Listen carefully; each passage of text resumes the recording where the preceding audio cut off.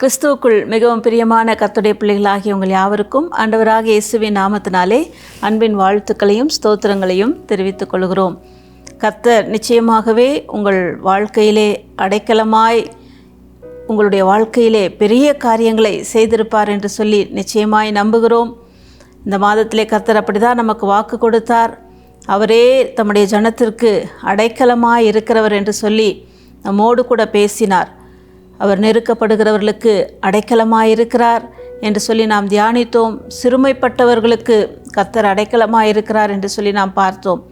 அப்படிப்பட்டதான தேவனுடைய பாதையிலே அல்லது தேவனிடத்திலே நாம் அடைக்கலமாய் வரும் பொழுது தேவன் நம்முடைய வாழ்க்கையில் என்னென்ன நன்மைகளை வைத்திருக்கிறார் என்று சொல்லி நாம் பார்க்க போகிறோம். நெருக்கப்படுகிறவர்களுக்கு, சிறுமைப்படுத்தப்படுகிறவர்களுக்கு மாத்திரமல்ல, கர்த்தர் ஒவ்வொருடைய வாழ்க்கையிலும் அவரை சார்ந்திருக்கும் பொழுது அவரே அடைக்கலமாக வந்து அநேக நன்மைகளை, ஆசீர்வாதங்களை நம்முடைய வாழ்க்கையிலே அவர் செய்கிறவராய் இருக்கிறார்.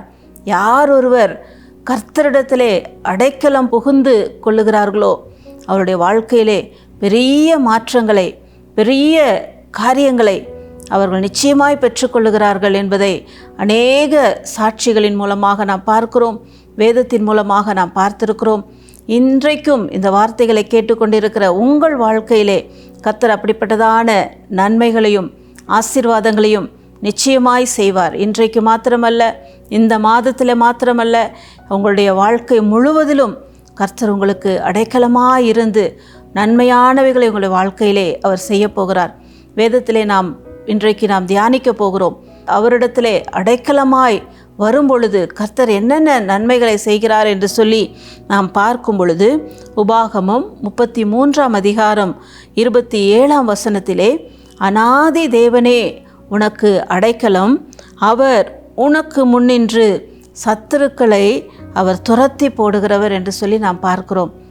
அநாதி தேவன் உனக்கு அடைக்கலம். நாம் 46 சங்கீதம் 1 வசனத்திலே நாம் வாசிக்கும் பொழுது தேவன் நமக்கு அடைக்கலம் என்று சொல்லி நாம் பார்க்கிறோம்.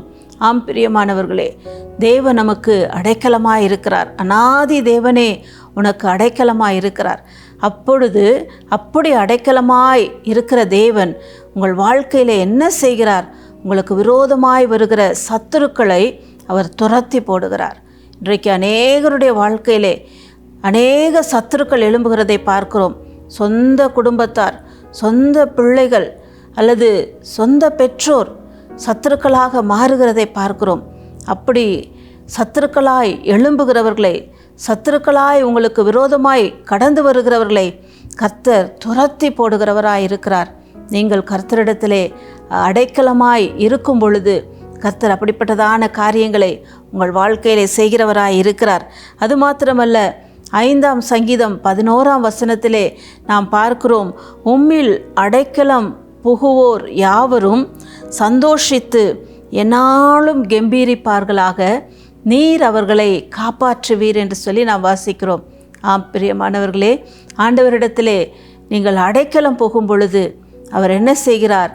நீங்கள் எந்நாளும் சந்தோஷித்து கெம்பீரிக்கும்படியாக கர்த்தர் உங்களை மாற்றுகிறார். உங்கள் வாழ்க்கையிலே குறைவே இல்லாமல் நீங்கள் என்றைக்கும் கம்பீர சத்தத்தோடு கூட நீங்கள் கர்த்தரை துதித்து கொண்டே இருப்பீர்கள்.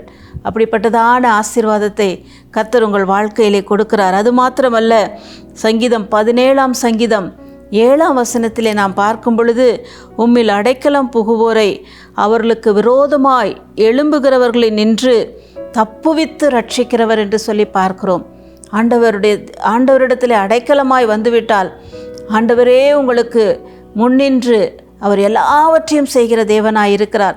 உங்களுக்கு விரோதமாய் வருகிற ஆயுதங்களாய் இருக்கலாம், உங்களுக்கு விரோதமாய் வருகிற போராட்டங்களாய் இருக்கலாம், உங்களுக்கு விரோதமாய் எழும்புகிற சத்துருக்கள் எதுவாக இருந்தாலும் அவர் எல்லாவற்றையும் துரத்தி போட்டு எல்லாவற்றினின்றும் உங்களை தப்புவித்து அவர் ரட்சிக்கிற தேவனாய் இருக்கிறார் என்று சொல்லி நாம் வேதத்தில் வாசிக்கிறோம். அதே போலவே ஏசாயா 25 அதிகாரம் 4 வசனம், எரேமியா 17 அதிகாரம் 17 வசனத்திலே நாம் வாசிக்கும் பொழுது, அவர் பெருவெள்ளத்திற்கு தப்பும் அடைக்கலமாயிருக்கிறார். தீங்கு நாளிலே அவரே நமக்கு அடைக்கலமாயிருக்கிறார். பெருவெள்ளத்திற்கு தப்பும் அடைக்கலம். பெருவெள்ளம் என்று சொல்லும் பொழுது சத்துருவை குறிக்கிறது.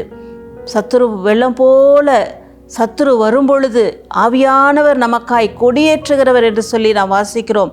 சத்துரு போல வெள்ளம் நம்முடைய வாழ்க்கையில் வரும்பொழுது, அல்லது சாத்தான் அப்படிப்பட்டதான சூழ்நிலைகள் மூலமாக நம்முடைய வாழ்க்கையிலே கடந்து வரும் பொழுது, கர்த்தர் நமக்கு அவர் அடைக்கலமாய் இருந்து நம்மை விடுதலையாக்குகிறவராய் இருக்கிறார், நம்மை தப்புவிக்கிறவராய் இருக்கிறார் என்று சொல்லி நாம் வேதத்தில் வாசிக்கிறோம்.